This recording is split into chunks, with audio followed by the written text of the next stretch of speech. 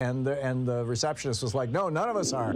And I'm like, well, here's my phone number. Call me when you are. And, you know, it's like, oh, my God, I'm dealing with people who are watching Fox News. We need to do that. Yeah. But what I was going to talk to you about was oil subsidies. You know, you discussed them. It was like a $600 billion number, if I remember. It was large anyway. $600 billion a year was the, It's down to about $300 billion a year now.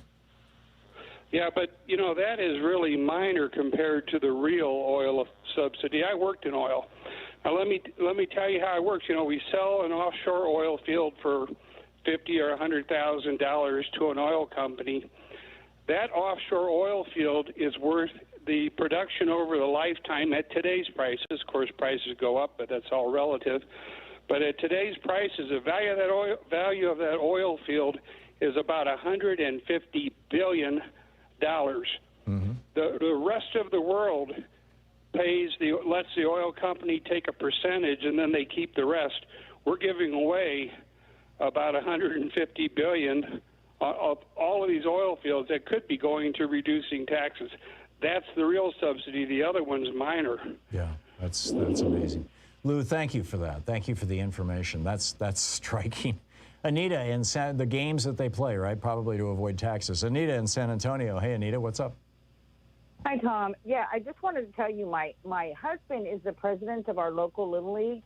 And when people would come up without their masks and refusing to wear masks, and he would tell them you have to put on your mask to get in the park, they would, if they object, they would say things like, oh, well, the governor, because I live in Texas, the governor says we don't have to wear a mask anymore.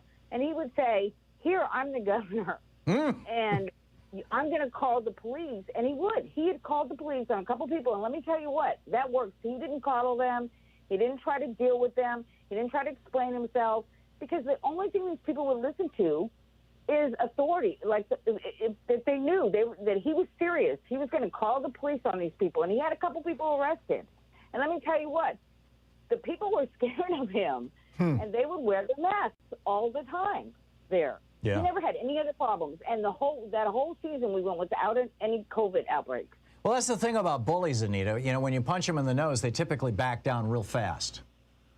Yeah, I know. Well, I see all these videos of these cops, like, you know, trying to talk, or these managers trying to talk to these people, and they're like, you know, and they go on and on and on. And then even the police sometimes do that. Mm-hmm. And you can't reason with these people. Yeah. You just have to tell them.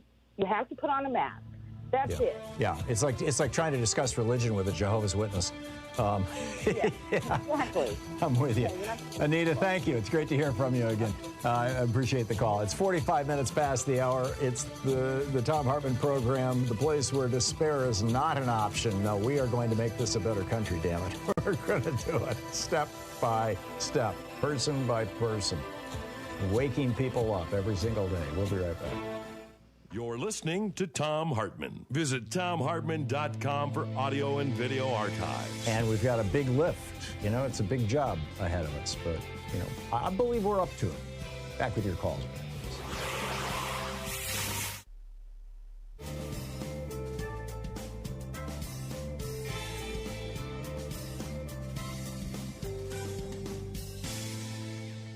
And welcome back. Dean in Los Angeles. Hey, Dean, what's on your mind today? Hi. What's on my mind is the Orange County Board of Education just sued the state of California for demanding a mandate that would require students to wear a mask in class. Wait a minute, let me get this straight. The Orange County wants to require students to wear a mask or wants to forbid the state from requiring? Down in Southern California, we call it the Orange Curtain for a reason. Yeah. But the OC Board of Education sued the state because of the requirement they had for students to wear a mask in public schools. And they don't want it. They said that the masks actually harm children. And of course, the state says that's baseless. But nope, they sued Governor Newsom in the state. Yeah, that's insane. Mike Lee I'd like to ask them if I come across somebody down in OC. I have friends who are down there. I'm like, what do you think harms your children more? Being required to wear a mask, like any doctor or dentist or such does, or having to live with the fact that you might have brought home a virus that killed your parents or your grandparents, or or these days with the Delta variant, your kid.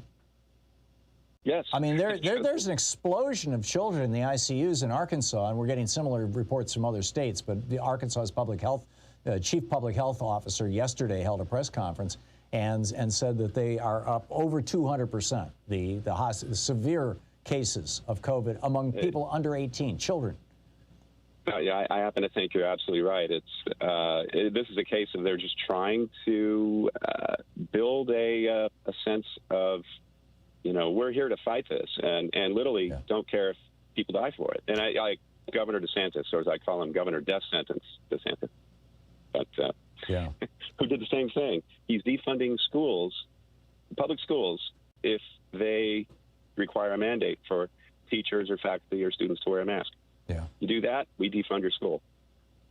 It is. I really believe, Dean, that what the Republicans are trying to do is because this is a Republican-led effort, right?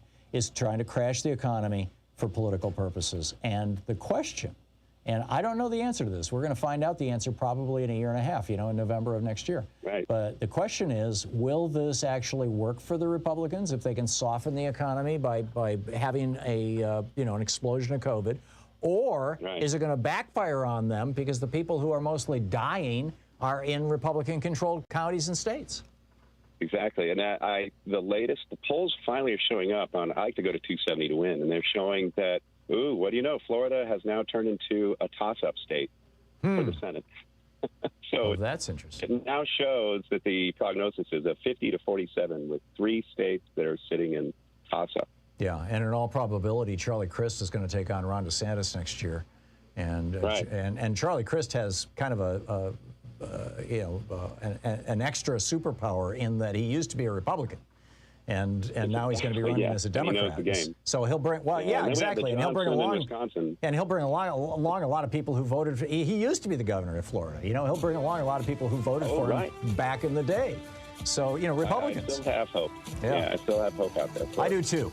Dean, thank you for the call. And thanks for the news and the information. I'll tell you about what Mike Lee has to say about all this on the other side of the break, and we'll continue picking up your phone calls. Stick around. It's 49 minutes past the hour here on the Thom Hartmann Program.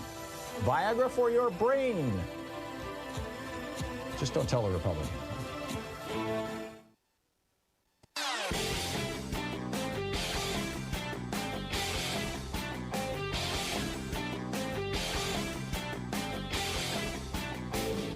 Share the Thom Hartmann Program with your friends. We're available on SiriusXM, Free Speech TV, Pacifica, commercial stations nationwide, YouTube, Twitter, Facebook, on the Thom Hartmann app, and you can even tell your smart speaker to listen to the Thom Hartmann Program. So with some fancy footwork math, you can take the GDP of the United States, the productivity, the amount of wealth that is produced, or goods and services that are produced every year by American workers, and divide it by the number of workers, and what you get is that the average worker in America is producing about $75 an hour worth of value for their employer. And the minimum wage pays them about 10% of that value. Now, back in 1950, the minimum wage paid 30% of the value of the productivity that the average worker is producing for their employer. If we took the minimum wage up to $15 an hour tomorrow, it would still be in the neighborhood of 20%. So there's a strong case for increasing the minimum wage based on history. I lay this all out in the new video that we have just for our people who are supporters of our program over at thomhartmann.com. And welcome back. I just have to share with you very quickly, we've been, a number of people have called in about the mask mandates and how the governor of Arkansas is now saying, damn, I never should have done that, forbidding schools from requiring masks. At the same time that Ron DeSantis in Florida is saying that if your school district requires children to wear masks, we're going to take away your state funding. This is insane, right? Well, now Mike Lee, the Republican senator from Utah, has kicked it up a whole nother level. On his Facebook page, he wrote, quote, "Wearing a mask in public communicates a message, one with which the wearer may strongly disagree. Mask wearing also makes it harder to speak, be heard, and otherwise communicate, especially considering that we use facial expressions, which are concealed by masks, to communicate a lot of information when we speak. With few exceptions, the First Amendment prohibits governments from telling people that they can't speak or otherwise communicate as they please. Mike, the new Republican argument for we can't have masks because masks might keep the economy going. We've got to get as many people sick as possible, as quickly as possible, so we can crash the economy, so we can blame the Democrats who are in power right now, so we can take back the House and Senate next year in the 2022 elections, and so in 2024, Donald Trump can become president again. Right? We've got to crash the economy, and that means we've got to have a lot of people sick, so no more mask mandates. It's crazy. Margie in Millerstown, Pennsylvania. Hey, Margie, what's on your mind? Hi, Tom. Thanks for taking my call. Sure. Well, I didn't call for this reason, but I love wearing the mask simply because I can talk behind it when I see a jerk in the grocery store. Now, that's provocation, Margie. I love it for that reason. I confess, but anyway. I have accidentally coughed more than once around people who weren't wearing masks. Sean waves her hand, too. I am really kind of distressed about. I have a wonderful, wonderful family, and but we are just so divided on this whole issue. And I have two sons, and each of them have two daughters. So I have four granddaughters, and both of my sons are against the mask. Oh, and my. I mean, it is just it has me sick. Yeah. And I don't know how to handle it. Like the one I think is doing it for religious reasons, and the other one I think it's because he is kind of like in a group of people that I'll just call them rednecks, is what they act like. Mm-hmm. And this area that we live in is such a rural area that, there's a Trump sign in every driveway almost. And those of us that, aren't Trumpers, we discuss things occasionally, and it's just horrible. It's horrible to live in a community like this. Mm-hmm. And there is no, they think they're wonderful. They think it's great. And, there's no stopping. It's become a tribal thing, to change your mind.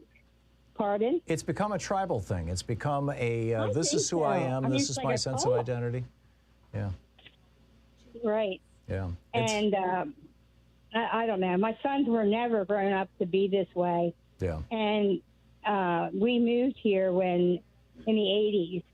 So they were all in like middle school, elementary school when we moved here. Yeah. And their sense of, I just didn't have my kids grow up this way. Mm-hmm. And it really, it's really, really hard. I don't know whether anybody else is in this position, but it's your own flesh and blood that you, and my granddaughters, I'd love to see them, but I'm scared that, I'll get something from them. They're all in school. Yeah. And their school, the two of them are in a Christian school, so they definitely. Have you tried, Margie, saying something to the effect of, I may be just your crazy old grandma, and I might just be scared of something that I shouldn't be scared of, but would you please just do this for me to accommodate me? Well, that was the last thing I just did. I texted one of my sons and I said, if there's no other reason, for you not to do, I said, would you please just do it for me? Mm-hmm. And I didn't hear back. So, yeah. But another thing that it's got to be heartbreaking. It is. It is horrible. And, it affects my husband too. Yeah. Our kids are good, decent people. Mm-hmm. Good. I think a lot of people have gotten swept up into this cult. Pardon? A lot of the people who've gotten swept up into this cult, I think, are really good, decent people. Yeah, it's horrible. Yeah. But now another thing that I was thinking too is, Do you remember back in the 50s when the polio shots were divvied out and the whole 9 yards? Uh-huh. And we had they gave us little sticks in our arm, like. I remember every year. I remember the polio. Every year they checked us to see if we got Yep. make sure we had vaccination. Yeah, nobody was fighting it back then. Margie, I'm sorry, we're out of time. I've got to run, but thank you for the call, and I wish you the very best with your kids. You're listening to Thom Hartmann.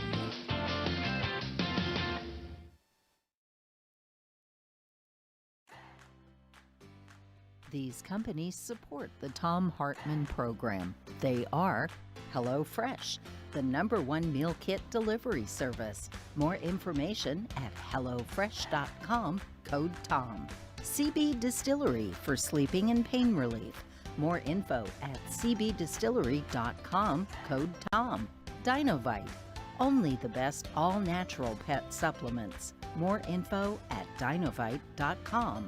Annie's Kit Clubs, creativity delivered right to your door. More info at annieskitclubs.com/Tom. Wild Alaskan Company, delicious, sustainably sourced seafood delivered right to your door. More information at wildalaskancompany.com/Tom. And Mack Weldon, reinventing men's basics. More info at mackweldon.com/Tom.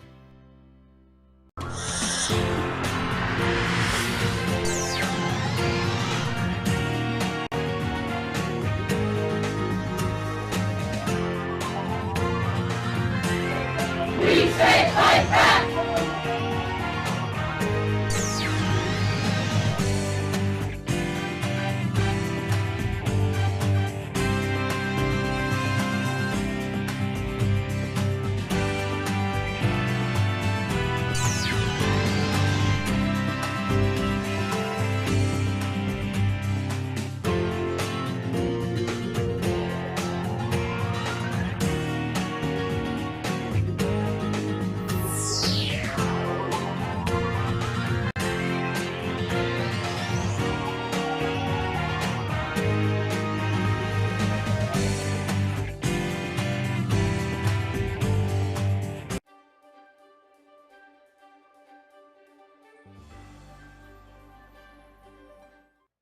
Our book today is The End of the Myth, From the Frontier to the Border Wall in the Mind of America by Greg Grandin.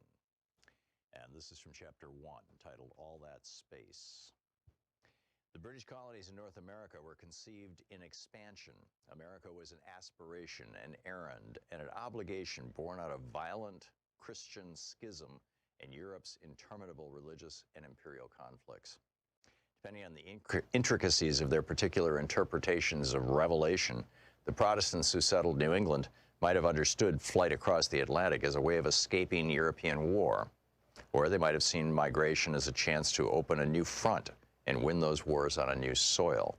Here in the 1600s, in the eschatological nebula of the New World, was the first paradoxical image of America as simultaneously pristine and despoiled, empty and at the same time filled with primitives begging for deliverance, subordinated to Catholic Spain, which had conquered its part of the Americas a century earlier and stood as the great obstacle to Reformation England's rise as a world power. All yell and cry with one voice, Libertia, Libertia, Richard Hakluyt, a clergyman and court minister, wrote in the late 1500s, hoping to convince investors and his queen to establish an American colony. As Puritan society frayed under the harsh conditions of settler life, the frontier threatened and beckoned. The dark woods were filled with witches, and they were witchy, inviting hither. The forest was the place where the community could be redeemed and given new purpose, a chance to once again start anew, or it could be a place of more sorrows, wilderness sorrows, as two early Puritan patriarchs described the hardships that awaited those who ventured into uncharted territory, where whatever solidarity existed would be smashed into atoms as settlers scattered to escape the rule of the clergy. People are ready to run wild into the woods again and to be as heathenish as ever, warned Increase Mather. Expansions could be, often in the same sermon, held up as the cause of and the solution to the difficulties of establishing Christian communities. Either way, Native Americans had to get out of the way. They could die. They waste, they molder away, they disappear, said one Puritan chronicler of indigenous people who had succumbed to European pestilence years before the arrival of the Mayflower in 1620, thus clearing the earth for the establishment of the Massachusetts Bay Colony. God made way for his people by removing the heathen and planting them in the ground, said another observer. They could be murdered. The holy terror unleashed by the Puritans was, according to the historian Bernard Bailyn, driven by fears of what could happen to civilized people in an unimaginable wilderness and fears of racial conflicts in which God's children were fated to struggle with pitiless agents of Satan, pagan antichrist swarming in the world around them. Survivors could be enslaved. The first patent granted in colonial America in 1626 was to a Virginia merchant and planter, William Claiborne, for inventing a device that would not just restrain Indians, but also make them work. Claiborne was given an Indian to experiment on for the trial of his invention. Colonial records do not say what this innovation might have been, only noting that it was not successful. Or they could be pushed further and further west. The prodigious and relentless population, complained New Orleans Spanish governor in 1794, progressively drives the Indian nations before them and upon us, seeking to possess for itself this vast continent which the Indians occupy between the Ohio and Mississippi rivers, the Gulf of Mexico, and the Appalachian Mountains. More than a century and a half later, writing in the early 1950s, the Mexican author and diplomat Octavio Paz made much the same point. America was, he writes, if anything, geography, pure space, open to human action. Since it lacked historical substance, ancient social classes, established institutions, religions, and hereditary laws, reality presented no obstacles other than natural ones. Men struggled not against history, but against nature. And wherever there was an historical obstacle, indigenous societies say, it was simply erased from history, reduced to a mere natural fact and dispensed with accordingly. Evil is outside, part of the natural world, like Indians, rivers, mountains, and other obstacles that must be domesticated or destroyed. End of quote. The American Revolution is a permanent revolution, Paz went on, a nonstop expulsion of, quote, all elements foreign to the American essence and a constant invention of itself. And anything that stands in the way of that invention, anything that is in any way irreducible or inassimilable to perpetual creation, be it Native American, Spanish America, or history itself, quote, is not American. Quote, in other places, the future is one of man's attributes because we are men. We have a future. In Saxon America, the process is inverted and the future determines the man. We are men because we are the future, and everything that has no future is not a man. End of quote. The United States, Paz said, offers no room for contradictions, ambiguity, or conflict. The nation flies forward swiftly, as if weightless across the land. Trying to stop North Americans moving west, Stephen Austin, the founder of Texas, said over a century earlier, was like trying to stop the Mississippi with a dam of straw. The drive west waxed and waned and burst forward with great passion during key moments. The book, The Edge of the Myth, by Greg Grandin. Fred Kaplan's The Bomb.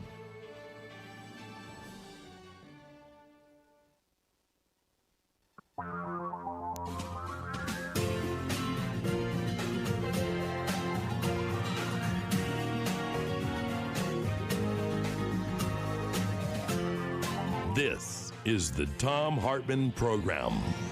Well, in our first hour today, Congressman Mark Pocan was taking calls for the hour. Congressman Pocan, of course, is the guy who, as I recall, it was live on this show. Maybe it was just shortly after it happened, got thrown out of an ALEC meeting when they discovered that he was a Democrat. Oh, my God, we can't have that.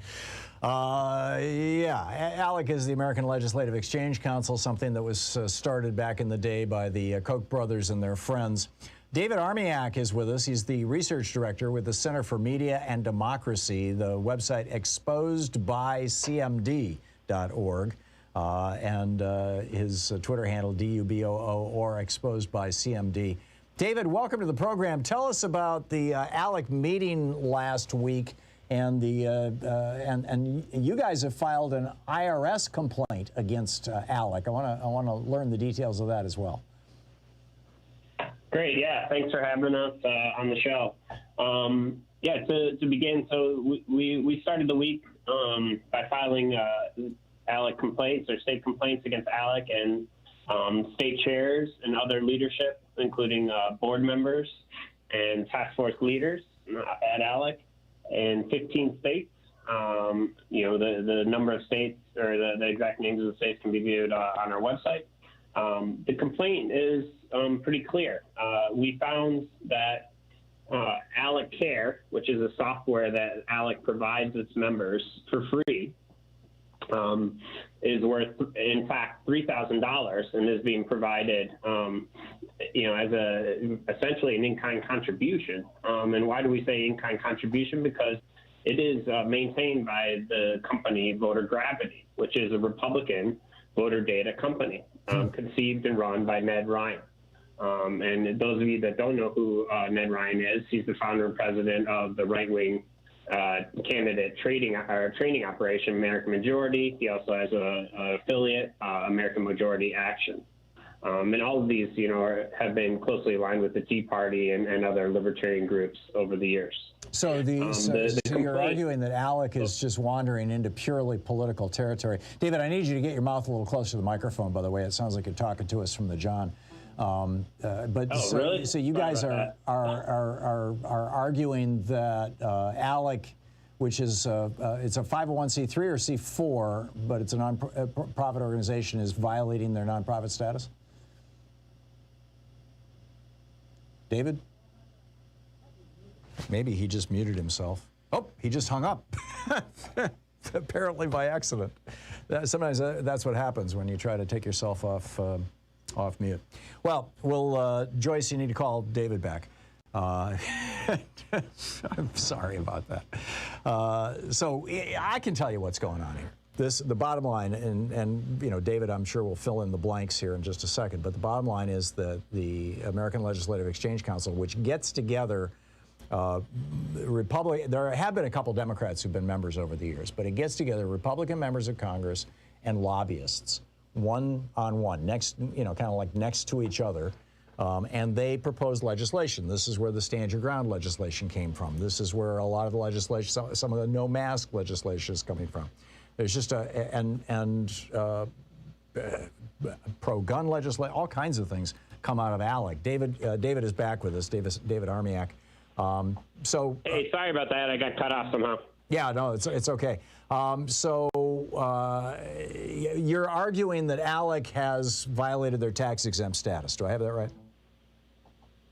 Yes, that is correct. And so we filed first IRS whistleblower complaint, and that came the week before. And that was based both on our research and documents that we had obtained through open records requests and through a whistleblower who is a member of ALEC. Mm-hmm.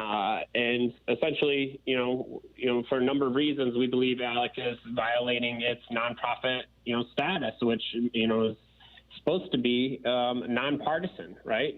But here they are offering this software, ALEC Care, which is really Voter Gravity, run again, by American Majority's Ned Ryan, software that is connected and intertwined with the Republican National Committee. Yeah.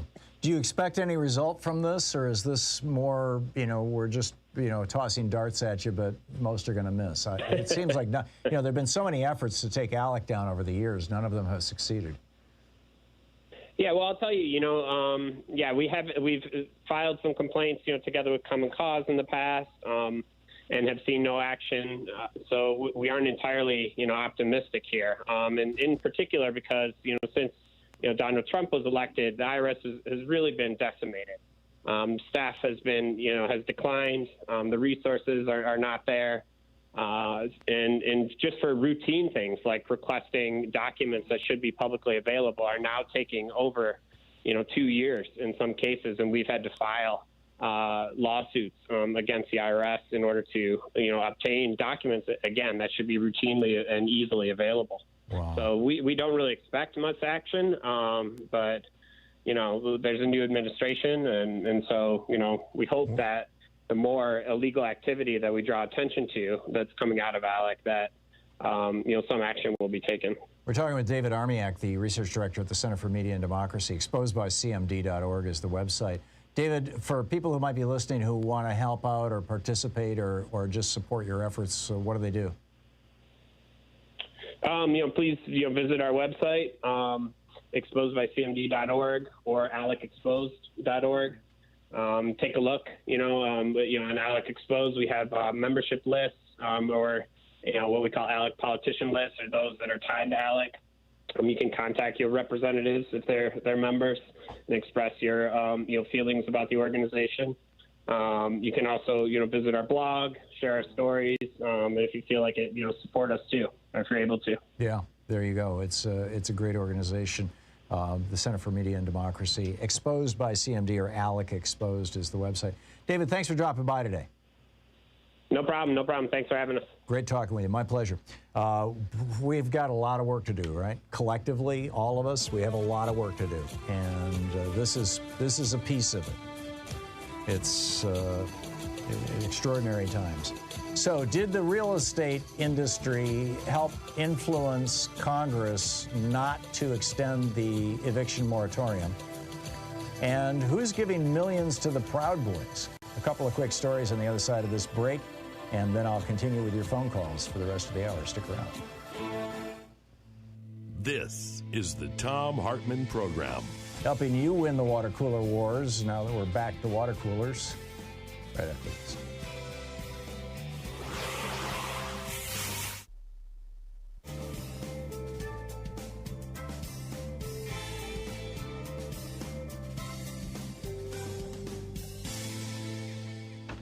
And welcome back. Reed in Rockford, Illinois. Hey, Reed, thanks for watching us on Free Speech TV. What's on your mind?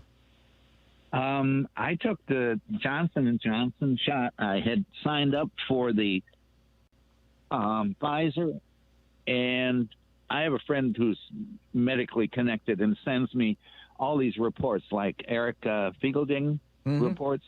And he was relating to the Israel study, citing that the efficacy of certain vaccinations were dropping, and that if you got a 6-month-old J&J shot, that you might want to check into getting a booster. I'm on my way to this Monday to see my GP for catching up on shots and getting a cardiogram, and I want to mention to him that maybe I should get a booster.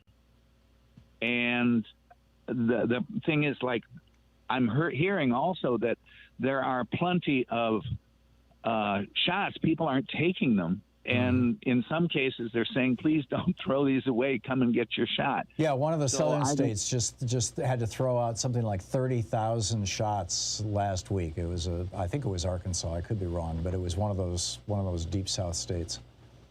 Yeah, I'm having a hip replacement and then probably some reconstructive surgery on my hip because this is my 4th. And I'm going to probably be in a hospital for a time, and I think it would be a good idea for me to get that extra shot. Yeah, it sounds like it, but I can't give you medical advice, but certainly that's what a lot of folks are doing. And well, I'm going to ask my doctor and see if he doesn't do it. I may be naughty, and I don't believe the state of Illinois. I shouldn't say this on. I don't believe the state of Illinois knows that I got a shot because I did it through Walgreens, and I may do that or go to Wisconsin. Yeah, that's what some folks are doing. Again, I can't advise you, Reed, but keep us up to date on how it's going. Okay? Yes, I will. Thank you. Thanks a lot, Mark in Salem, Oregon. Hey, Mark, what's up? Hey, I just wanted to talk about power in the Senate. But just first, an observation.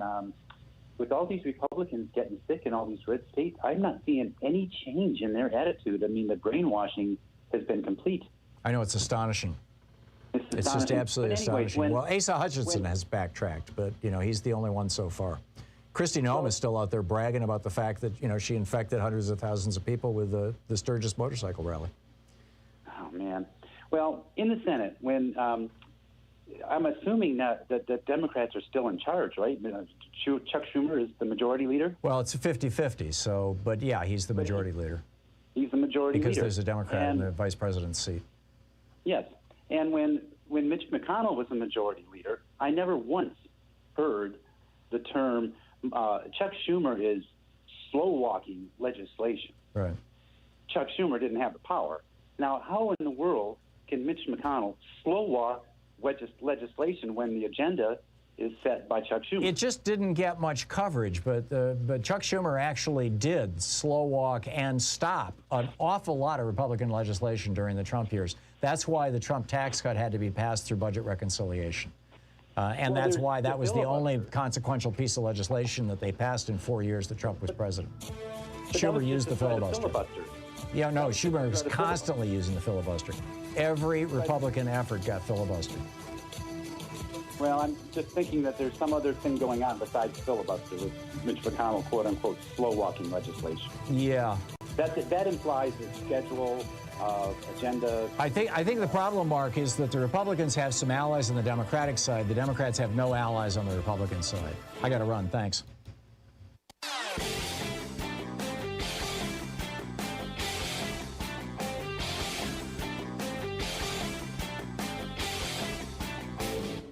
Missed my opening rant today? It's usually published over at HartmannReport.com, where you can read it and share it with your friends for free. Check it out, HartmannReport.com. Hey, we have a new video out about the 1776 Commission. Remember this commission that Donald Trump put together to explain the history of America, to have true principles, because history is being distorted by things like the New York Times 1619 report, you know. No, seriously, this is what Donald Trump said, that, you know, we're engaging now in revisionist history by highlighting the history of slavery in the United States. And so he put together this bizarre commission, and now in the state of South Carolina, Senator Dwight Loftus and others have introduced legislation requiring that Trump's commission, which had no historians on it, 18 people, not a single historian, that commission's findings be taught as history in the public schools in South Carolina. It's absolutely mind-boggling. I mean, it's like they want to take us back to the 1930s. Check it out at ThomHartmann.com.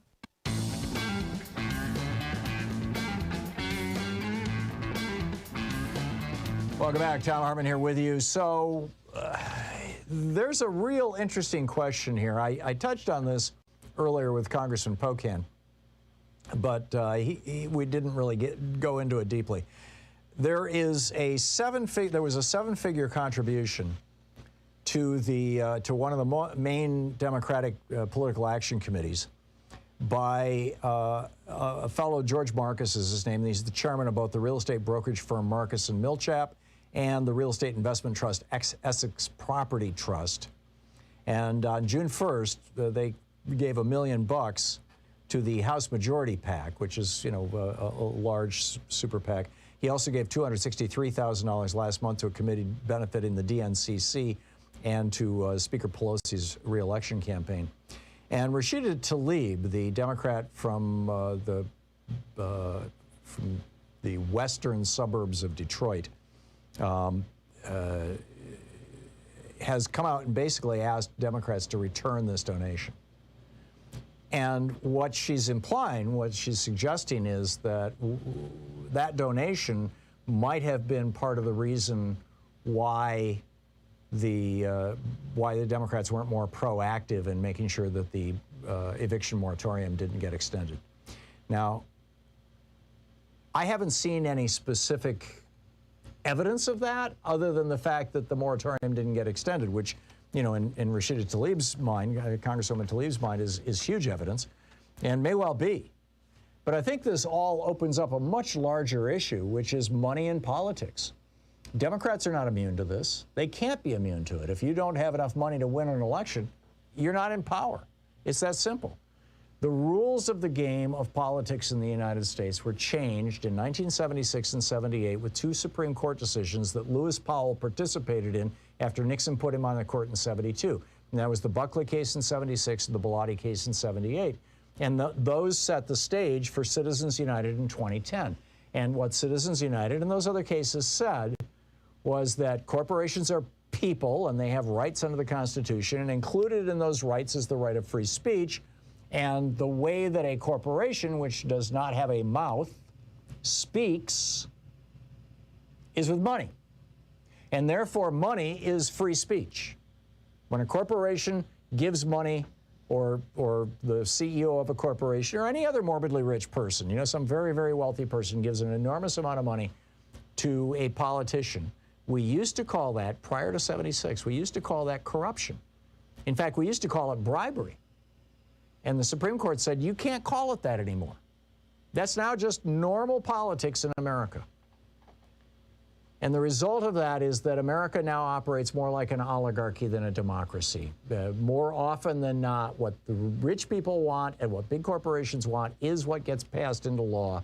And what the average person wants, the average, particularly working class people and poor people, what the average person wants in America almost never gets made into law. Now, that is changing with a Democratic majority, and it's changing in some real substantial ways, which is really good news. But like I said, Democrats aren't immune to the influence of big money. We need to get corporate money and billionaire money out of politics. And it is possible for Congress to do this by legislation. It is also possible to do it with an amendment to basically overturn, you know, a constitutional amendment to overturn these decisions. That's a much bigger lift and a much more difficult job and much less likely. But we need to take this on. And I want the Democrats to put this at the top of their agenda. And so this is something to pass along, I suppose, in your political activism. It certainly is part of mine, that when I talk to people who represent me, or when I talk to the people in their office, you know, with my regular phone calls to Congress, I'm saying, please make overturning Citizens United one of your top priorities. We have to reverse the damage that the Supreme Court has done to the United States. If you want to do a deep dive on it, I wrote a whole book about it, The Hidden History of the Supreme Court and the Betrayal of America. And it really was a betrayal. And it's something that we need to be pointing out. Now, that said, there's also this very alarming story. This is being reported by NBC4 in Washington, D.C. today, that the Justice Department has warned a federal court. There's a fellow who's a member of the Proud Boys. His name is Ethan Nordine. And they set his bond at a very high amount. And I'm talking like $980,000. I'm not sure if that's the exact bond amount, but that's the amount of money that apparently flowed into his account. And nobody knows where it came from. Now, we're discovering that, you know, big money is funding ALEC, and ALEC is, you know, as we talked about in the first segment of the program today, big money is apparently also starting to fund the Proud Boys. This was, this is what prosecutors wrote in their filing. This is from the Department of Justice. The prosecutors talking to the judge. And they said the only substantially new development is Defendant Nordine's apparent influx of $980,000 to offer as a secure bond. Defendant has not offered the court any information about the source of these funds, and the sudden windfall raises more questions about defendant's continuing power and clout than it resolves. Now, I would be the first to say that anybody in the United States who's charged with a crime, who's trying to raise money for bond, should be able to accept that money from anybody. You know, under any circumstances, basically. It's, you know, I'm not quite so flipped out about the fact that it's going on. I mean, you know, obviously the prosecutors are like, okay, this guy is, you know, an accused criminal. Who's supporting him? And I think that, you know, some transparency might be in order there. But this also speaks to the influence of money in our political system. If you want to argue that, you know, what this fellow and many of his compatriots were trying to do on January 6th was alter the course of American politics, which I don't think anybody would dispute.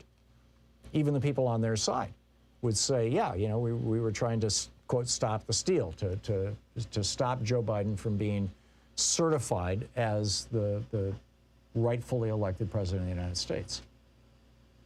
And to a certain extent, that arguably is political.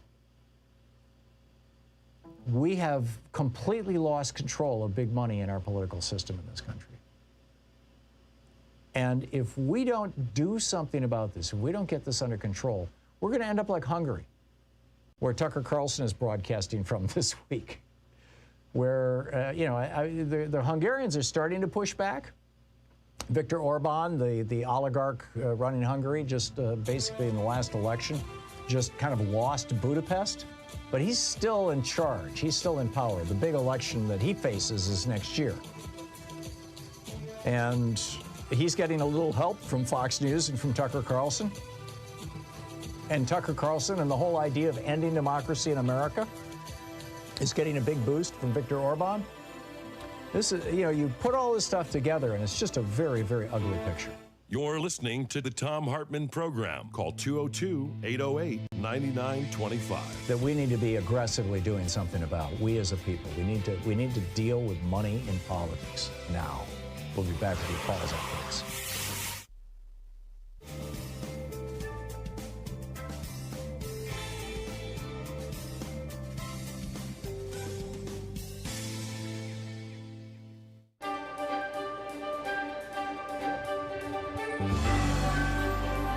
Our book today in the Thom Hartmann Book Club is Health Justice Now, Single Payer and What Comes Next by Timothy Faust. And this is from the introduction. A secret scream rings through America. It rings down the sterile fluorescent hallways of our hospitals. It rings over our rural towns and our native reservations. It rings through our prisons, the bellies of our great cities. It rings in our farms and our fields, our streets and our sewers, our bodies and our blood. And we are cursed to never hear it clearly until at last we realize it has been our own mouth screaming and we are lost. A child born today inherits in that secret a new American squalor, the skeletal remains of the American cities, the bleached bones of the American suburbs. This secret is a birthright of continual exploitation, pumped for labor and drained of cash and then punished for the resulting suffering. Punished for being hungry, punished for being sick, punished for being pregnant, punished for being poor, punished for being black or brown, punished for being queer, for being unlucky, for being. At the base of that suffering is lodged a little truth, like a knot in the stomach. In America, sickness makes you poor, and poorness makes you sick. This is a book about that relationship and why it happens, and why it's unnecessary, and what we can do to fix it. The cosmic whirling of God's great slot machine has not determined that some people are fated to suffer while others flourish. We have the resources to take care of everyone, and yet we refuse to do so.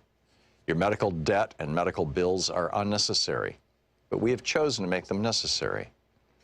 These are structural problems with structural causes, and many of them share roots in how we pay for health care. This is a book about health care and health finance. They are different. Healthcare is anything that helps you stay safe and healthy. It's a kind of freedom from and within your own body. Health finance is the method by which we as a country pay for that freedom and by which we decide who gets to have it and who doesn't. Healthcare is more than what happens to you in the hospital. Healthcare is whether your home makes you sick, or your food makes you sick, or your environment makes you sick, or whether you have enough money to afford the things that keep you healthy.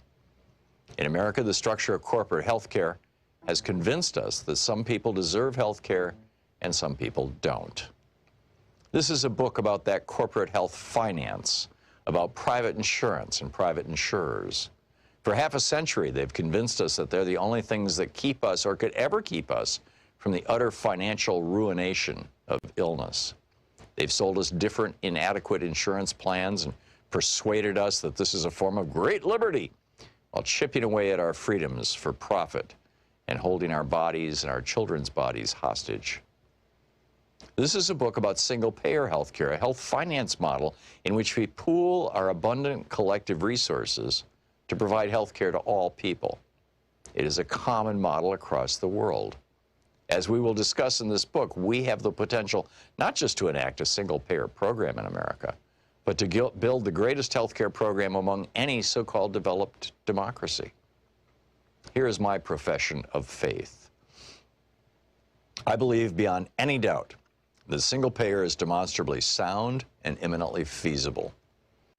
I believe a properly ambitious and well-structured single-payer program will do more than any other American social program of this generation to soothe the burns, to resuscitate the spirit, to nourish the moral will of the American people. I believe it will loosen the loathsome manacles of American health finance, an exploitative institution that profits by plundering from us our own bodily autonomy, and that anchors a larger exploitation that holds those whom we love as captive leverage to guarantee our servitude to abusive employers or domestic partners, to those who seek to dominate us both in the office and in the hospital. I believe this nation owes its people, whose labor has created its rich banquet, the safety and agency of health care. I believe this health care is greater in scope than that which happens upon an operating table. I believe that housing, food, income, and more, the components of basic human dignity, are health care. And I believe our work is that of striving toward justice for all people. And I therefore believe, I have to believe, that single-payer health care is our moral imperative. Single-payer is our tool. Single-payer is our weapon. Single-payer is our first step. But single-payer on its own is not the goal. This book is about health justice. Healthcare is personal, so I want to start this book personally by introducing two friends of mine, Steve Way and Kyle Kolick. They're two guys about my age, I'm 30, who live in North New Jersey. They're sweet, gentle people, and probably the most charismatic pair of friends I've met in my entire life. They make me laugh until my face hurts, and we like watching pro wrestling together. They're also being utterly broken by our American healthcare system, and it's keeping them from living their lives. Steve has muscular dystrophy. The muscle and tissues that hold his body together are eating themselves. He's doing pretty good, all things considered. He beat his original life expectancy of 18, and now probably has a long life ahead of him. Steve needs a wheelchair to move and a ventilator to help him breathe. The book, Health Justice Now, Timothy Faust. Yeah.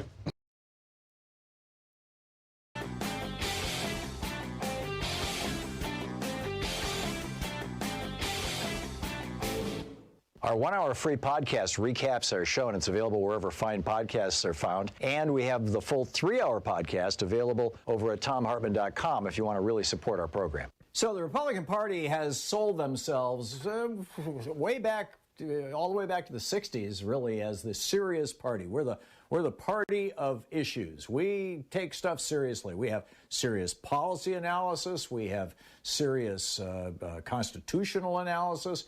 We are serious about the economy.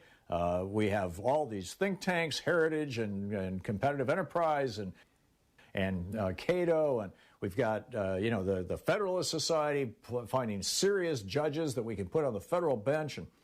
And in response to 4 dead Americans, they got real serious. 5 House committees, 2 Senate committees. They created a separate House Select Committee for 4 dead Americans. That was Benghazi. Thousands of hours of testimony. The Secretary of State testifying for 8 hours straight. But when 5 people die at the Capitol, not so much. Got a new video about it over at thomhartmann.com.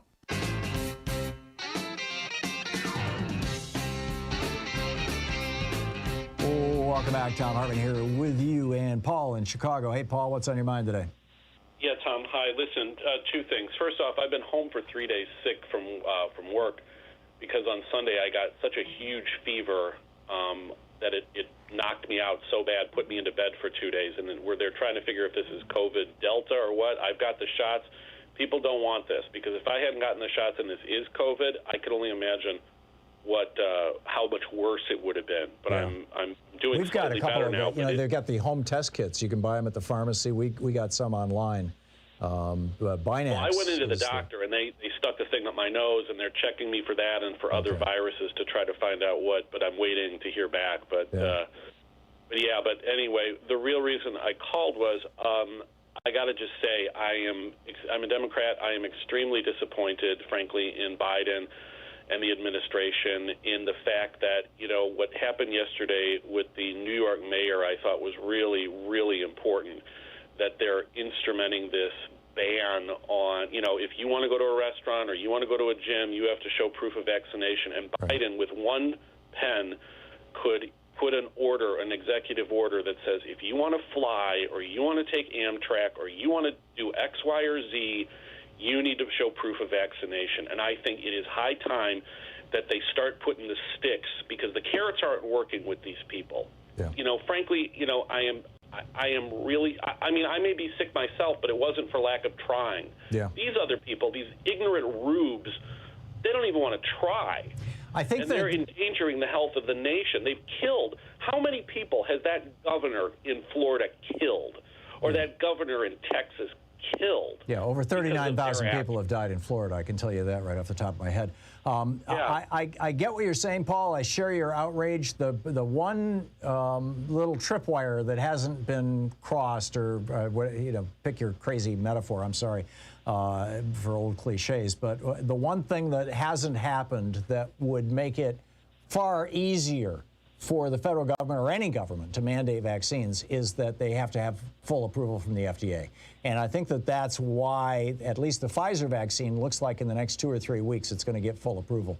And probably the others are going to be quickly You know what? behind. I can live with that, but by God, if that goes through in 2 weeks, I want Biden to do that. You know, you get on a plane, then you need to have a vaccine. And if you don't, then you don't go to Disney World. That's your problem. Yeah, I'm with you. Although Disney World is a private, facility, they No. I mean, you don't get to fly. Oh, I see. Yeah. Okay. Yeah, I'm with you. I completely agree, Paul, and that's why I've been. I wrote an op-ed advocating vaccine passports like 3 months ago. I've been all over this forever. And Chicago's mayor, which we've been posting on the Tribune constantly, she won't even put it in, and I don't know if it's her constituents, because we got huge swaths of the city that are still really under-vaccinated, the west side, the south side, and there's hesitancy, and the pastors are saying crazy stuff, and it's terrible, but, it may, again, have to do with the FDA not having fully certified the vaccine. It's hard to put into law that you must do something that the Food and Drug Administration says we don't yet fully say that that this is entirely safe. I get that, and we'll see. Once that certification happens, I think the political landscape in this country is going to change considerably, and I suspect that you're also going to see something like what's happening in France right now, which is where the hard right gets activated, particularly by trolls from other countries who are and just general troublemakers. Trying to bring down the existing government, and you're going to see people in the streets protesting it as much as you're going to see people applauding it. But it's going to be a tough one. Paul, I got to move along, but thank you for the call. Bill in New Tripoli, Pennsylvania. Hey, Bill, what's on your mind today? Hey, Tom, glad to be able to connect with you. Your caller that you just spoke with, he basically said 90% of what I wanted to. I, too, believe that Biden could be much more forceful. And, he's trying to, I understand, to take into consideration the politics of everything. He doesn't want to totally blow it up. But at the same time, we're going to be faced with, in the near future, unfortunately, having 250,000 people die because of this. And if this doesn't constitute a national emergency, I don't know what does. And I applaud that Biden took his stand and mandated that government employees and contractors needed to either get the vaccine or face testing and having to wear masks. But I'd like to see him immediately extend that. He's the commander-in-chief. I'd like to see him immediately extend that to the military, to military contractors. There's just so many things. You could take a minute or two and figure out the things that he could do immediately. Would they come with a political risk? Yes. But if he wants to truly be a leader, which I believe he has the makings of a leader, he could do those things. Yeah. And I don't understand why he doesn't. This is a national emergency. I agree with you, Bill. And I'll say what I said to the last caller. If the Biden administration, once this vaccine is finally approved by the FDA, and I don't think there's any doubt that that's going to happen, and it's going to happen in a matter of weeks, if they don't start aggressively mandating vaccines in those realms where they can easily do so, as you defined, including the military, then I'm going to be absolutely raising hell on this program. I get it right now that it's really hard to tell people that we are going to use the force of law to require you to take something that the Food and Drug Administration is refusing to say is completely safe. I get that. But that day is going to come in the next 2 or 3 weeks. I'll leave it at that. I think that I completely agree with any number of callers that have been on your show today that have expressed a similar sentiment. Yeah. And, to me, this is an emergency. We need to... Yeah, we have the means to end this pandemic in our country, and we are incredibly lucky compared to the rest of the world. I mean, there are entire countries where there's not one single dose of vaccine, where people are dying in the streets, where people are begging for the vaccine. And here in the United States, we can't give it away. You had 30,000 doses of the vaccine go bad down in one of the southern states. I think it was Arkansas just last weekend they were talking about this. This is crazy, and we've got to be paying attention to this, and we've got to be doing something about it. Thanks a lot for the call, Bill. Good talking to you. Emmy in St. Johnsbury, Vermont. Hey, Emmy, what's on your mind today?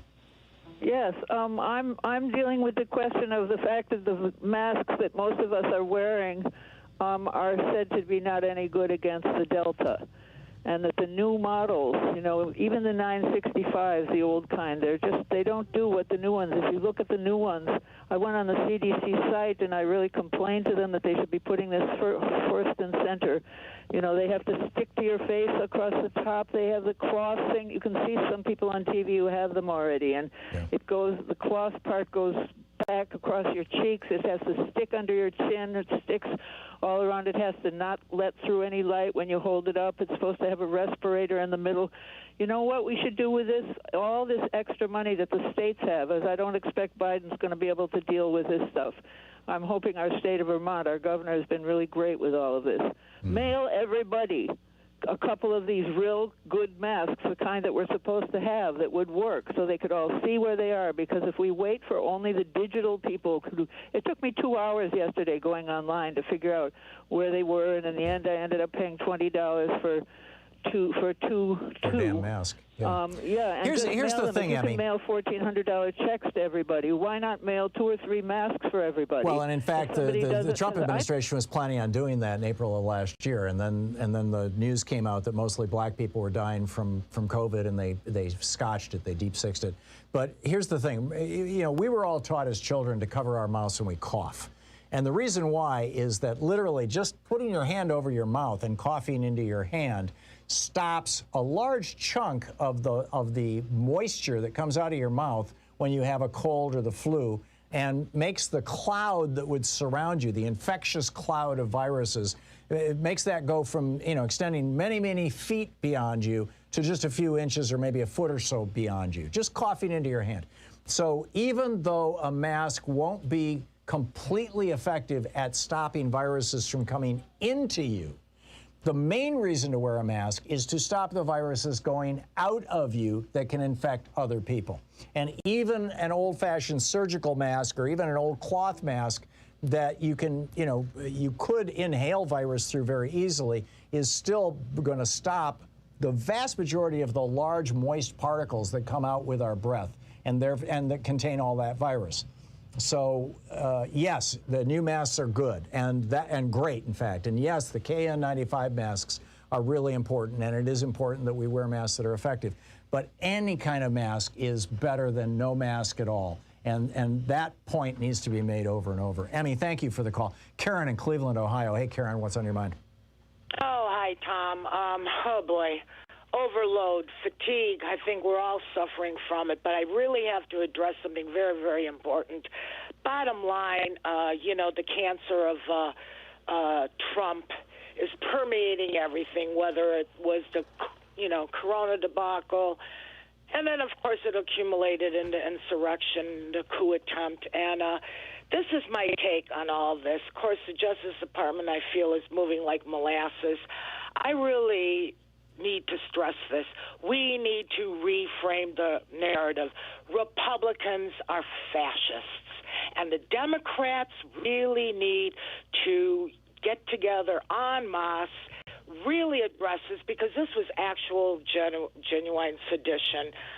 The whole Trump administration. I mean, so many people have been indicted for corruption, yet Trump just gets by like, Teflon. Everything slides off of him. Yeah. I don't know what's just going on in the background, but we need to call it like it is. They are fascists. Yeah. When Reagan was president, he had more people in his administration indicted than any administration in the history of the country. and they referred to him as Teflon Ron, if you're old enough to remember, because he just slid through it all, and Trump is trying to repeat that. And by the way, George W. Bush did too, with his war crimes and his lies about Iraq, and now he's trying to rehabilitate himself. Well, we could say bye-bye. We could say bye-bye. Well, we just need to wake up a whole bunch more Americans, Karen. It's just crazy that elections are being decided on a knife's edge when this is so obvious what is going on. 47 minutes past the hour. Back with more of your calls. You're listening to Thom Hartmann. Visit thomhartmann.com for audio and video archives. Back with more of your calls in just a moment. Stick around.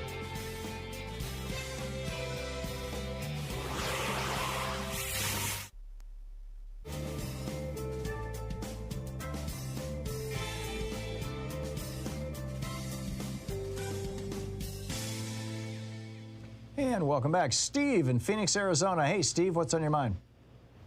Yeah, good afternoon, Tom. I'll take it one step further. I'll say the Republican Party is a terrorist organization. They haven't done one damn thing for this country in the last 12 years, ever since the caucus room, when they had that meeting on the night of Obama's inauguration. In 2011, they held up the budget. It crashed the stock market by about 1,000 points. It's just horrific. They're slow walking everything. This infrastructure thing, they're going to end up not voting for that. I'm just so disgusted with this whole mess. The Koch cancer, the Fox cancer, the Trump cancer, and I'm with these other people. Get this Justice Department, do something about this guy before he morphs into something more. And as far as these vaccine passports, you can't get these things out fast enough. Get that FDA to approve, Moderna, Pfizer, make it full on approval, and mandate. And I'm for mandating injections too. We've got friends here across the street, roughly. He's a retired Valley detective with one of the Valley police departments. They love going out to eat with us, but they don't want to get injections. They don't want these injections. So me and my wife, we won't go out to eat with them until all this is done. And I know we're getting to the end of the hour, Tom, so I'll let you go, but thanks for letting me go on here. Sure, yeah, thank you, Steve. Points taken and points well made. Thank you very much. Brian in Duvall, Washington. Hey, Brian, what's up? Hey, Tom. My greatest fear in all this with coronavirus has been that there will be a variant that will pop up that will eventually defeat the vaccine. Now with all the intermingling of vaccinated and unvaccinated people out there, and you just had one caller recently, Paul, who was sick and saying he may have coronavirus, although the vaccine seemed to be working with him. My $1 million question to you is this. How long do you think it's going to be before there's going to be a variant pop up that will defeat the vaccines? And I just want to make one point here that there was an article in today's Seattle Times. It was actually printed by the Washington Post and picked up by the Times about the Delta Plus variant. Have you heard about this? Yeah. It is more successful at infecting people who are vaccinated. Yes. That's one step closer to a variant that is probably eventually going to pop up because there's so much intermingling between vaccinated and unvaccinated people, and some of the vaccinated people are getting coronavirus. They're just not getting as sick. That's right. But as you know, probably better than I do, viruses are among the most mutatable creatures on the face of the planet. Oh, yeah, and coronavirus How long do you think it's going to be before there's a variant that will pop up? I don't know. I mean, the good news is that the mRNA vaccines what they do is they cause your body to produce proteins that are in the spike protein on the virus. That spike protein is the key to this virus both infecting us and replicating itself. So as long as that virus and all of its mutations have those spikes on them, these vaccines will work. What the ones that are overcoming the vaccine, where you're getting these breakthrough infections, appear to be doing is not getting around the immune system, but overwhelming it. they produce as many as 1,000 times more viruses than the older versions of the virus do. And so it's just all of which could mutate. Yeah, it's just an overwhelming process. But let's keep in mind, these coronaviruses are the same family of viruses as the common cold, which mutates so frequently that you can get 2 or 3 different ones a year. So this is something to be concerned about, Brian.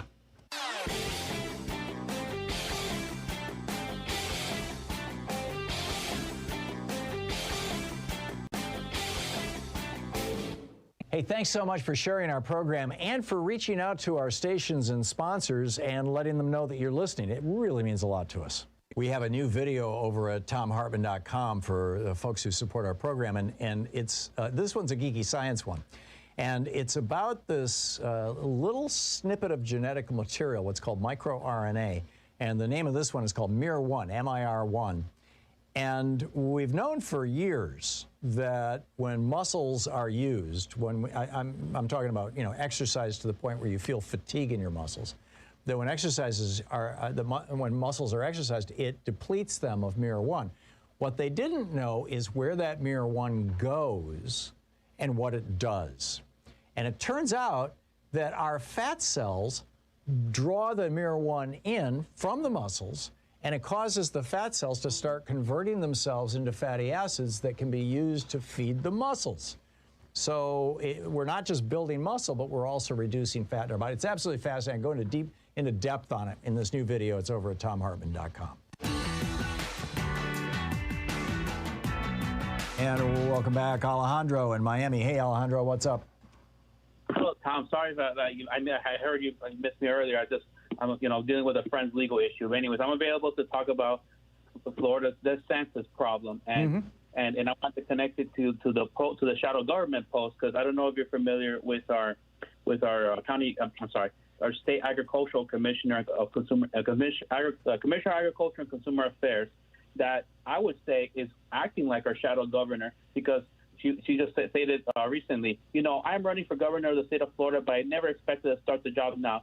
So we are doing the governor's job for him because he's absent from our state and leaving the people here very vulnerable.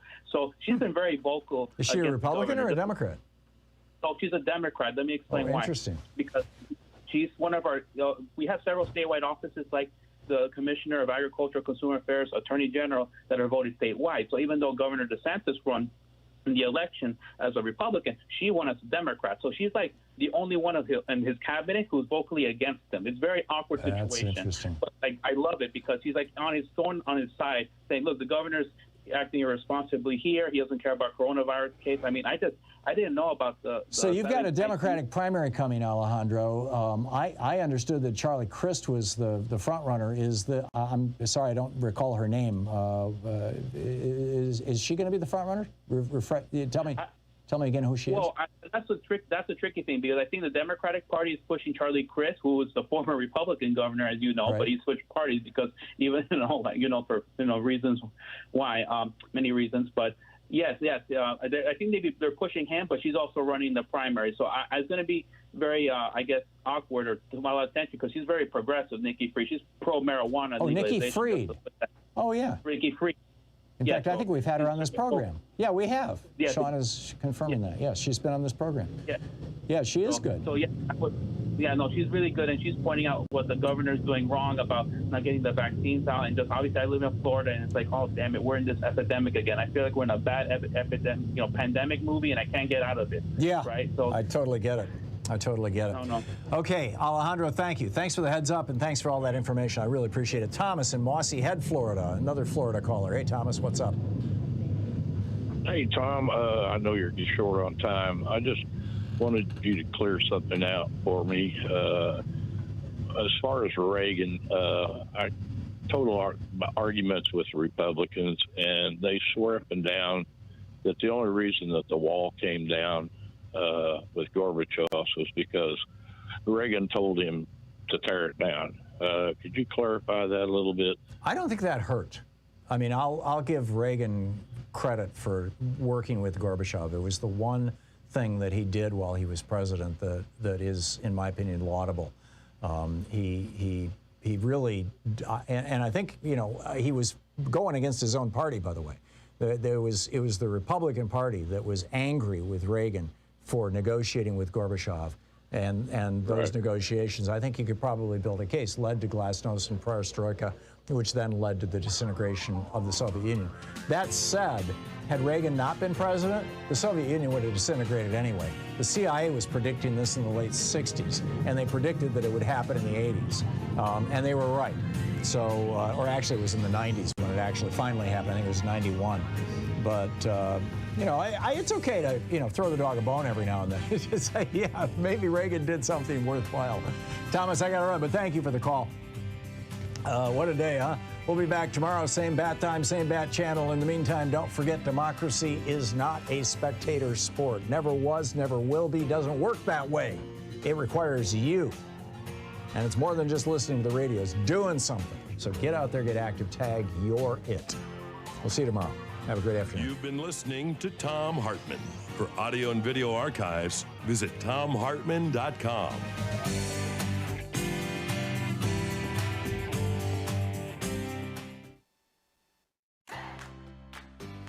These companies support the Thom Hartmann Program. They are HelloFresh, the #1 meal kit delivery service. More information at hellofresh.com, code TOM. CB Distillery for sleeping and pain relief.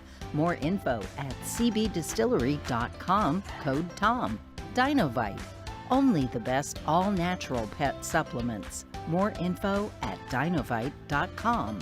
Annie's Kit Clubs, creativity delivered right to your door. More info at annieskitclubs.com/Tom. Wild Alaskan Company, delicious, sustainably sourced seafood delivered right to your door. More information at wildalaskancompany.com/Tom. And Mack Weldon, reinventing men's basics.